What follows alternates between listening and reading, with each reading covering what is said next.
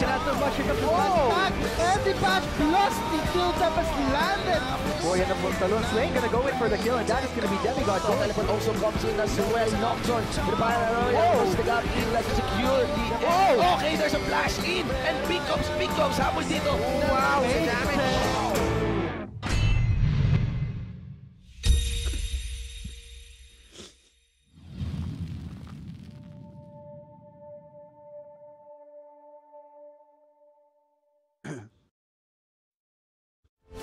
Good evening, Summoners, and welcome back to the Garena LOL Collegiate League Summer 2017. As always, we will be your shoutcasters. My name is Vulcan, and with me is Chisto. Going on to Game 3 of the 5 games, we will be showcasing you about the South Conference Series. So, coming from Game 2, I would say domination.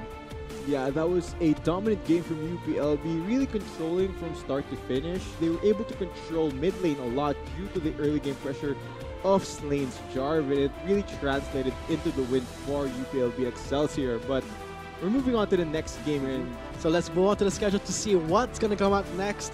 As always, we did witness the Game 2, but now let us move on to Game 3 between SCT versus CSU. For our Game 3 for tonight, I would say, oh man, if we will be seeing the same result of Game 2 where one team completely dominates, like when you have a lead, you would surely want to always keep it that way. Yeah, but of course, across these few games we've witnessed, we've seen a lot of bloodbath in the early game. All of these teams really, they're playing super aggressive, but at some point in the game, one team eventually comes out on top and they just come off with it after securing that lead. But for the most part, the early game has been fairly even for some of these teams. Yes, this is going to be a game between H2O Esports. We did see them have their first game against the Hydras, but that was such a game. They had a good start, but failed when it comes to the mid to late game where they could not adjust. But this time, let's see. Have they learned their lesson? Moving on to the drafting phase for Game 3. Fioraban here, targeted at the top lane of Cavite State University. Look at the bans here, fairly standard so far, nothing really out of the ordinary. Yeah.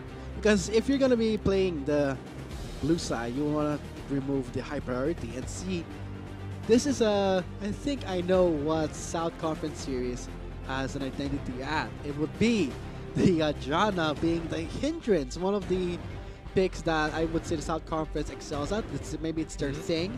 They are going to be removing that away, but now they have priority. They took away the Sejuani. Yeah, with all these bans, they are able to jump on that Sejuani, one of the staple junglers in the current meta. Very ample engage available. You have so much early remember pressure. The Game 1, right? Yeah, so much CC coming from this pick, and I do believe they will lock this in for Tarzan.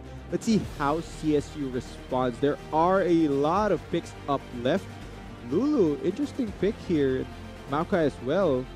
I mean, we saw in Game 1 with Tarzan playing the Sejuani. We really expected that the Zac would be the one, but could you say that this could be a Sejuani that they could still have the same result in Game 1? Yeah, of course, we saw Tarzan be extra proactive on this pick, able to gank all his lanes early, but at some point, he went over aggressive and they were punished for it a lot. But they did still come out on the win, and if he's able to imitate his proactivity from Game 1 and bring it into the second game for their team, but not overextend, not overreach, I think their chance of winning are pretty good. But looking at CSU, the Lucian, we do not see that much AD carry Lucian right now. Normally you would see ADCs like what, Chisto? Like what are the most picked? Normally you'd see Zaya, Caitlyn, Kog'Maw, and Twitch, unfortunately are banned. There's also the Tristana up, but it looks like no teams are going to prioritize that at the moment. But with the Rise locked in, they still can possibly flex the Rise into top lane. We have seen that, but normally you'd see him mid right now. But I do believe this will be an AD carry Lucian. Very interesting choice here because you wouldn't peg Lucian as a hyper carry. He doesn't really scale that well into the late game. And in an Ardent Sensor meta, if your AD carry isn't able to utilize that to its full extent, it really doesn't help your team that much. But still, Lucian does have a lot of damage for the early game. He will have a point in the game where his power level will be higher compared to the carries of SCT. So we'll just wait and see if they're able to abuse that power spike and come off with victories off of that. So let's hope that for SCT and CSU, they wait for the power spikes, because that's very important. And I hope that SCT this time will adapt as the game progresses. Like in game 1, they could not adapt to the fact that the Galio unlocked to level 6. But this time, the Galio has been banned. So SCT, learning from their traumas in game 1, adapt. And that's what I love to see in an LCL team. So moving on to the Lucian talk you were pointing out, against Azaya, why can't a Lucian fully utilize the Ardent Sensor? Normally, isn't it just like a basic attack? Because Lucian generally as an AD carry, you're more of a caster marksman rather than an auto attack based one. You need to use your abilities in order to proc your light stinger, your double shot. Of course, it looks very cool, but on Lucian, you're not going to be auto attacking for a lot. You have to use your abilities in order to be effective. As for Zaya, your auto attack will be very potent and very useful with an Ardent Sensor, more so compared to the Lucian. So when it comes to the bot lane matchup, who do you think is going to win? Obviously, whoever rushes the Ardent Sensor first, or is it going to be the supports to detect the damage coming from the ADCs? I think early game, Lucian has an advantage because Zaya will be at a weak spot. But once late game comes, Lucian won't be as effective compared to Zaya. So early game Lucian, late game Zaya. Oh, so let's see. Well, SCT finally have their first win for tonight. They will be facing off against CSU, the Vindicators on the red side against H2O Esports on the blue side. Already off the bat, we are going to be seeing some advance coming in from Tarzan. He really does love his Sejuani. Yeah, there is a ward though. I think their invade will be spotted out. They will just back off. Right now, Maokai gonna start this blue buff. Very standard start for Maokai, I must say. Gonna toss the saplings in the bush. And now we're gonna be seeing that the H2O, Sienna College Tai Tai, they will be just guarding their jungle because, as we all know, I mean, level 1 wise, both teams cannot really fully showcase their damage. So, seeing how things are looking pretty standard so far, but I want to see the Tarzan I saw in game 1. I'm pretty sure you want to feel the same way too, right? Yeah, of course, Tarzan wants to dominate the jungle because, you know, his namesake. Tarzan, the king of the jungle. Yeah, he wants to. That's why he was playing so proactive in the early game, but right now, just look at the lane. I think things will go fairly passive until Tarzan arrives. As in Tarzan arrives, we do see that he actually started red side, so interesting. He may pass, I would say, mid lane to top lane if he wants to, whoever he's targeting. But yeah, but this is interesting. They're dueling level 1. They're losing level 1. Camille is going to obviously lose this one. I don't know what he's thinking. He does burn his flash, but look at that. He's going to immediately go back to his base. Okay, you do miss some CS right there, but when you're talking about sustain, this Trundle, with the King's Tribute, each minion that dies, enemy that dies near him, he regenerates more. So, what more than a Camille that's already behind in health?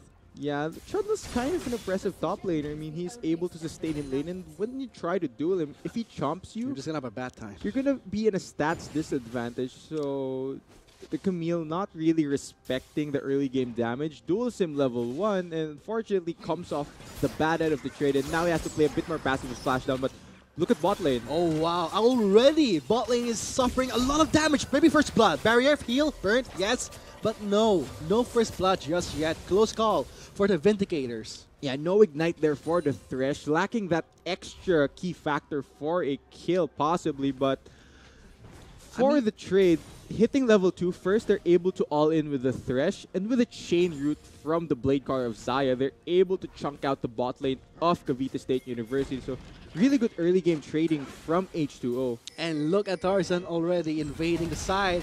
Maokai will be forced to flash away from Tarzan, but Tarzan also used his flash, so that will be 2,000 summoners burnt. Wow, look at Hook with that Thresh place. Oh, very aggressive. It looks like this might be the first blood going to. Ooh, sadly the first blood will be going to Hook. Maybe Babachin would have used it better, but ran in the red side jungle of the Vindicators. That's going to be Snibby. Flashing away. Oh boy, that would be the sapling. They're going for the more. kill. Oh, a tower dive this early. Again, Hook gets the kill. The bloodthirsty support Hook able to secure the bot lane of CSU. And wow. First First blood.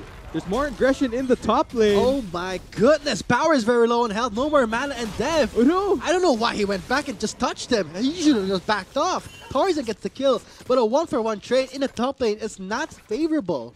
Okay, so this game is going so bloodthirsty in the early game. Why did Power go back in? Camille had no flash, you knew that. Unfortunately, the kill is going to be 1-for-1, but let's look at the bot lane trade. Thresh able to play aggressively because they got the push advantage. You got that early trade in which burned the defensive summoners. And the aggression from H2O's bot lane, they're trying to flood CSU. So is this going to be one of the moments where when the bot lane is this ahead and Thresh obviously got the first blood, but wait, again, a minute didn't pass yet, and already another gank in the top lane. Camille going on to the Sejuani, very low on health. The minions will be doing the works, and that is going to be another 1-for-1 trade. This top lane is crazy, but with Dev going down there, no TP on him, he will get denied a lot of CS, but man, this top lane, Tarzan is going super aggressive. Again, punishing the flash this lane. This is very smart for him, but oh, the hook lands! Again, man, Hook with a Thresh. Unfortunately, though, he doesn't follow. He doesn't follow up because look at the Zion. Babachin is very low on mana, and I don't think they should afford any more aggression. This is where I would say Sienna College of Tai excels at. Early game. They have so much damage, but when it comes to level 6, they can't adapt.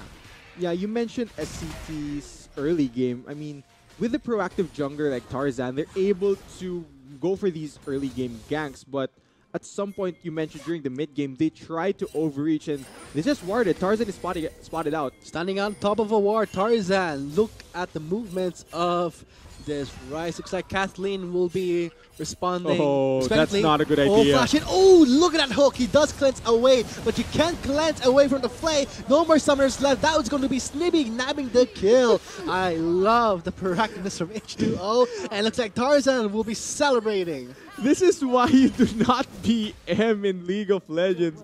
Instant karma. He dances in front of the Sejuani and the Thresh. Hook doesn't want to take your BM. He flashes in. Like when you... Price goes down. There's a hidden passive in all summoners who play League that when you see someone being overconfident, that's the time that you know they've lost. Like you celebrate too early, and I think H2O may just got a morale boost from that. And it's not just the kill that I saw. I saw something else being crushed. It's Kathleen's pride. Yeah, instant karma right there, man. You shouldn't be him in League at all. I mean, he had the confidence. I mean, he's on the hoverboard. I can see him. I don't need to really back off. But then, you know, there's a flash hook. That hook changed everything. Yeah, unfortunately, though, cleanse not enough there. So Sejuani provides so much CC. So I wonder if they're going to go for a dive here. I think they're just going to take chip damage onto the tower and clear out control ward. Maybe they want the first turret. I mean, who wouldn't want the first turret? It's more valuable than the first blood itself.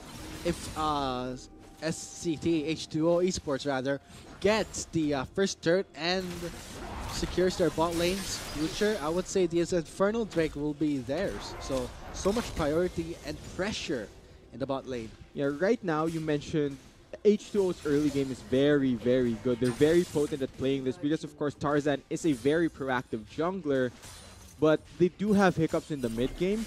And for CSU, that's when they can jump on that. Once H2O gives that opportunity, they can possibly come back in this game. So, regarding the game itself, nearing 8-minute mark, I would say that things are looking pretty good. And so far, I would say the Vindicators are going to be the ones to play defensively. Yeah, definitely. They want to play rather passive here because Rise needs more items to scale. I mean, tier's still stacking up. You don't deal that much damage. You'll just be forced to clear minions versus this Corki. But Tarzan waiting in the wings. Here comes another Glacial Prison, will connect, and another shutdown in the mid lane. Kathleen gets butchered under his own lane, but a ghost of power in the top lane takes down that Camille. 7-3 kill score with nothing to do for the Vindicators. They are just forced to play under their own turrets, whereas H2O Esports are just invading their personal space. Yeah, all across the map, H2O Esports raining down on CSU. They're picking up kills all over the map, and nice gank mid lane. I like the aggression from Tarzan. No hesitation. He flashes in order to get the CC onto Kathleen. It's a challenge. And with no cleanse and flash on the rise, you're just dead from all that CC and burst damage from Corki. And he just got his summoners back just now. Talk about bad luck. And like we said, across the map in the top lane, Power chomps down Dev. Camille cannot 1v1 Trundle at this stage. And he already has a huge CS advantage over the Camille. 77-39 at less than 10 minutes. That is massive for a Trundle. Oh my god, looks like the 1-for-1 trade did do good for the top laner of H2O Esports. Looking at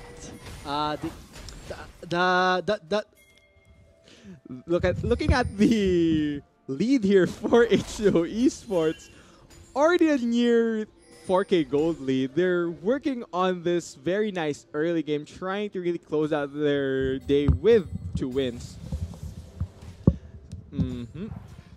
Tarzan will be spotted out by a ward here, so things are gonna kind of calm down. The storm gonna pass through its eye, no rain, but they've caught Dev. He does have... Again, I mean, he always gets caught off guard, and the Frozen Domain, it will be there with the Ice Speeder slow zone, and here comes the Maokai for the assist. But that's not going to do anything when your Subjugate is up. Dev gets taken out by Power. He is on a killing spree for another nice trade and sharing moment. And looks like Tarzan will be caught off by the Rise. He does flash over that wall. First turret goes to H2O Esports. Ooh. Now the fight does not stop there. They want more, and they're going to take it away from the Vindicators. Ryan is very low. He will be using a little bit to get out of there, but his mana is very low, especially Delusion. He does have enough, but the... Ooh. Oh my god, that's just pure murder in the bot lane.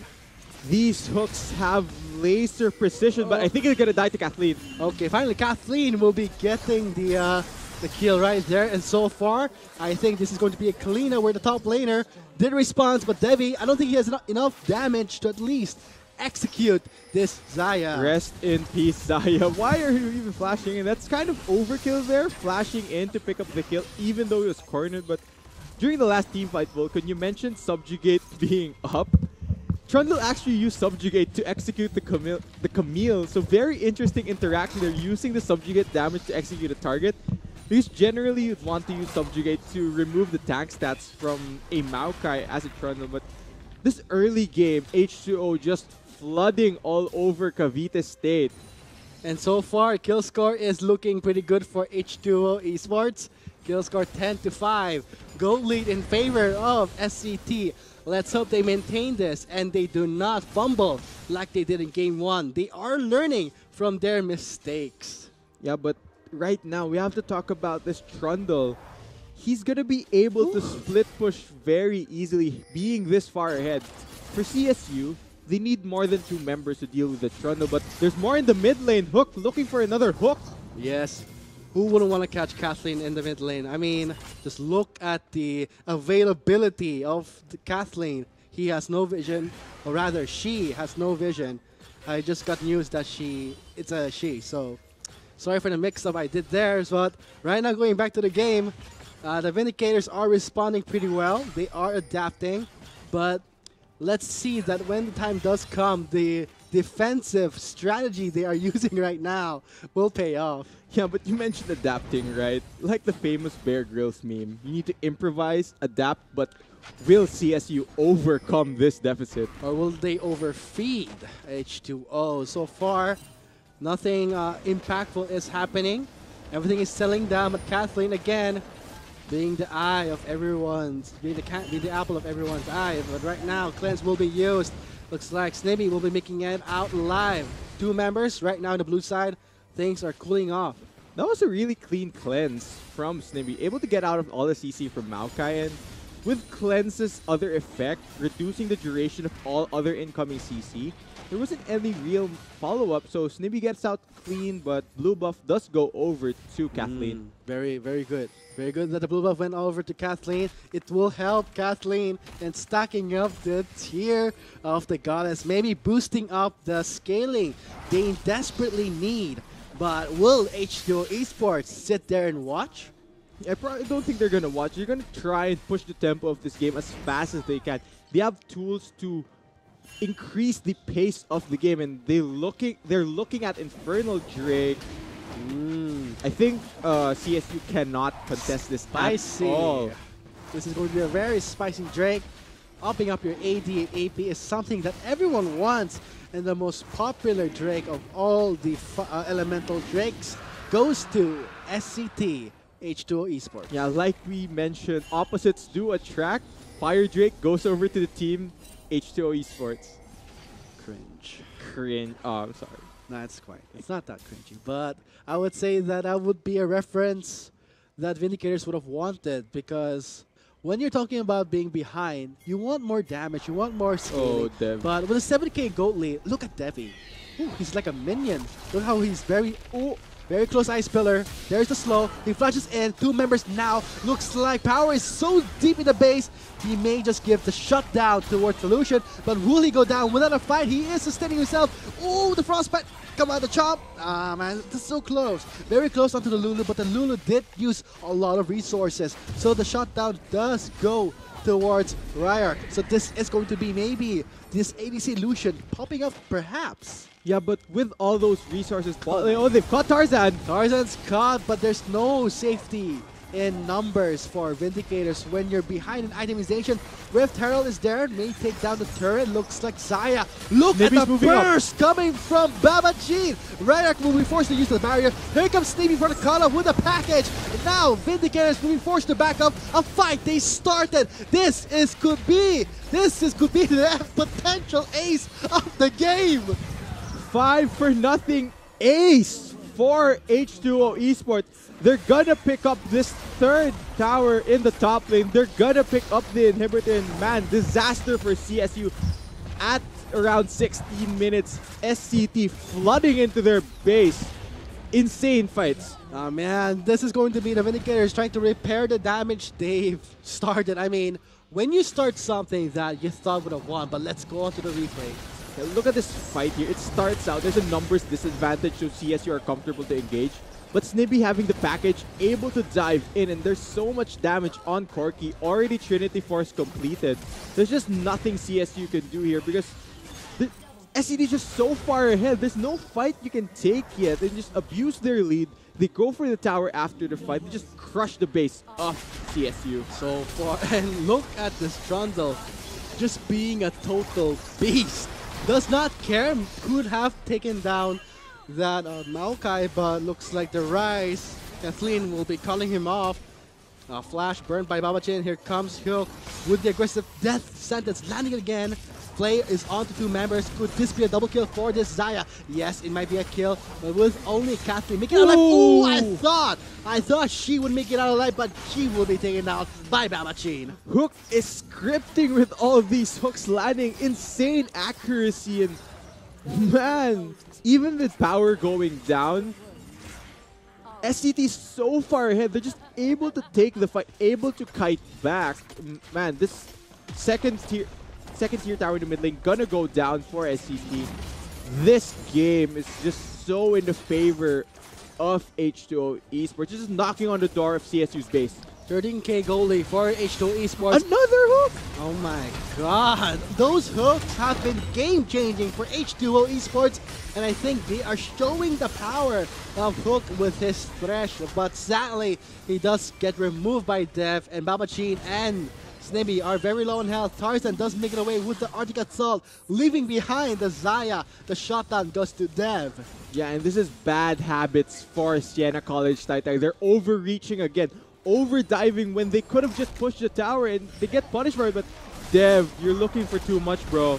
Oh, the Ice Pillar is there. So much. What a powerful slow zone. And right now, Snippy is just waiting there. Kathleen is free hitting. She's trying to go back. Looks like she did spot the Corki while warping in. Goes in a bit too far, but leaving behind his allies. That's going to be a penalty. Ooh, looks like Tarzan splashing in to save Snivy, but here comes Big Ryan going in for the assist. But Kathleen will be surviving just for a while, but Power chomps her down. Snibby living by the skin of his teeth. No mana, one auto attack from death. Kathleen oversteps in the Realm Warp, not able to reach Snibby, not in range to deal any damage, and Snibby escapes with 1 HP. Man, the margins in that. The shutdown on the Corki or the kill onto the Rise. Really, really close, but man, this Trundle's huge right now. This Trundle is popping up with a 633 KDA, already completing the Trinity Force. That's what you get when you have such a huge lead in the top lane. So, as far as we can see from the win conditions of the Vindicators, are growing slimmer and slimmer. Yeah, and you mentioned win conditions, right? For H2O, they needed to get ahead. They needed to snowball with the Corki and Trundle pick, and Tarzan really contributed to that, but Zai gets rooted. There's Lantern. Oh, look at the damage still coming in from Kathleen. So much burst, but I would say that when you're talking about a gold lead of nearing 14,000 gold lead, this is very challenging. But let's see, the Death Sentence won't connect. Looks like Zip gets caught in a really bad spot there. No vision placed in the red side of H2O. That is one squishy Maokai, and you don't hear that often. That's how ahead Siena College Tai is. They're just so ahead, Maokai just dies like a squishy support, but it's Baron in their eyes with the jungler down. Will CSU contest? They've Realm Warped in. Oh my god, will they try and contest the Baron? Like what I always say, the Baron can work against you, and maybe this could be the window that the Vindicators may look for. Looks like Kathleen did a good job by blocking off this Baron, delaying it more, but looking at where the Trundle is, looks like Kathleen will be caught by a four-man squad. That is just brutal. I want to correct myself when I said they Realm Warped in. Kathleen went on a solo mission there, trying to stop the Baron by herself. And now there's just so many objectives on the map for SCT to take. Infernal Drake for power, gonna even add more to his power, no pun intended, and they're pushing down mid lane as well. SCT, I'm sorry, is in full control. Full control of objectives, turrets, 7 turrets, Infernal Drake. Make it the second one. Looking at a huge gold lead. This is where we saw H2O excel that in game 1. Early game, very powerful, had complete control, but through it all, due to their over-aggressiveness, looks like the bans they were focusing on was the Janna and Galio. They removed those potential champions which hinders their playstyle. And poor Maokai. I think Z may experience some deforestation here. He is just so squishy. Gets burned by this Corki, but he's still trying to survive. But when you're looking at something like that, that is just difficult to get out of. Yeah, at the end of that, Zip just accepted his death, stood still, and just let Corki land the final missile. And now, with the jungler down again, they're looking at the Baron again, and this time there is no Kathleen to contest. I really like to point out that Tarzan as the most proactive jungler I have seen before, did a really good job. Looks like there is the Hextech Ultimatum. Did work against Dev. Looks like, oh my god, what is he eating? He's eating the Death Timer right now. Because unfortunately, Trundle is effective in 1v1, but with 4 people? Not so, but that's going to be a huge setback. Looking at the damage dealt by this Trundle, I would say that the Vindicators have underestimated his power level. Yeah, but with that being said, it is Baron to SCT. He did distract 4 of the members from the CSU Vindicators. And right now, with this Baron buff, they're going to be able to dictate the way the game goes. They're going to be able to select where they want to push. And once they start pushing, there's really not much CSU Vin can do unless they catch out a key target. But I really don't see that happening. And so far, I would still like to point out that the Vindicators are still trying a good job putting vision, but H2O is just doing a better job at denying vision. And now, 22 minutes into the game, 23 right now, gold lead, 16,000. Yeah, this gold lead is ballooning. It's slowly increasing, but Kathleen is caught. And they have 2 Infernal Drakes. Could this be a last flash for the Vindicators going on to the Zaya? Looks like Babachin will be making it out alive with the Trundle closing in shortly. And now they are going to be pinging some there.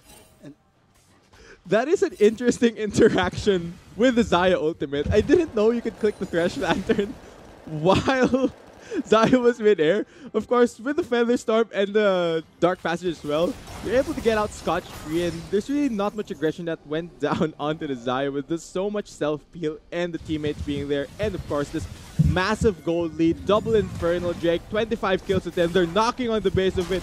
H2O is flooding into Cavite State University right now. knock knock, says H2O. Vindicators does not want to welcome them with open hearts, but tried and denied this fight. But it's just so difficult when you're so behind with H2O Esports. Just nailing the coffin. Another hook lands onto Dev. 2 members knocked down for the count. Double kill for Babachin. And a death sentence. One after another. Wait, could Kathleen perhaps clean up this Another fight? one! Oh my god. Okay, I changed my mind. This Thresh landing hooks after hooks. Something you gotta watch out for. And I guess with that being said, 3-4 members down for Vindicators. This could be H2O Esports securing their first game, bouncing back from their loss from game 1. So SCT playing out of their minds. Insane hooks from Hook. Insane early game from Tarzan. Power flexing his muscles in the top lane. Leads all across the board. They're able to come out on top, and man, what a dominant game. What a dominant game it is. And I think what I said in the start of this game, I wanted to see something like game 2. I got my wish answered, and thanks to H2O Esports. Thank you very much. But let us congratulate them officially. They have secured their victory against their opponent. I would say, especially CSU did a really good job, but they just couldn't do it properly. Vindicators, they tried their best. They tried to deny vision. They tried to bounce back, but the H2O Esports just did a better job. Yeah, I do believe it stems from the pick and ban phase, because CSU, they drafted more towards scaling, but they weren't able to hit that late game where their comp was effective. And SCT able to pounce on that. They really abused their early game lead and were able to close out off of that. So with that being said, I'm pretty sure that this is going to put their spirits high. But now let us hope that CSU can bounce back. The Vindicators did lose against H2O Esports, but it's not just over yet. Let's see how they actually bounce back from this defeat.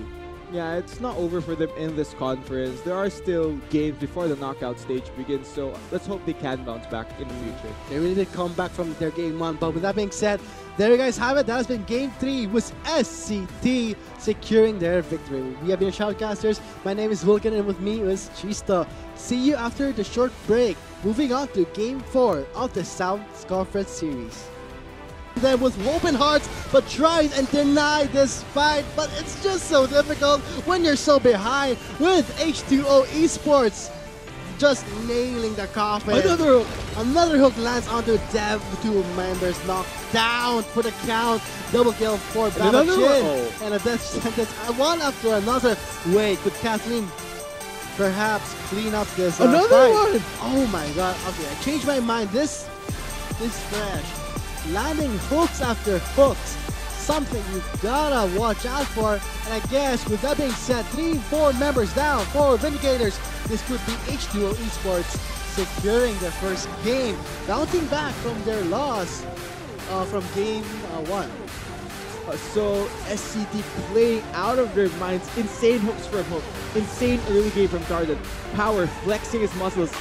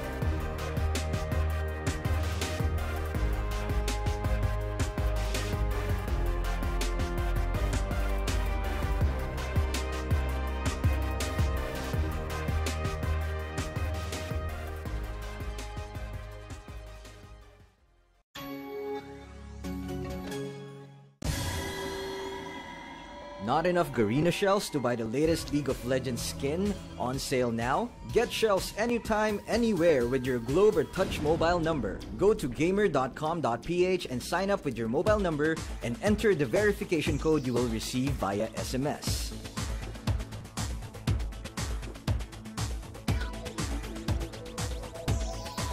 Log in and choose the game and pin you want. Check out to purchase the pin with your load or through your postpaid account and receive the pin on your phone instantly. Never miss a sale on your favorite League of Legends skins and champions with Gamer.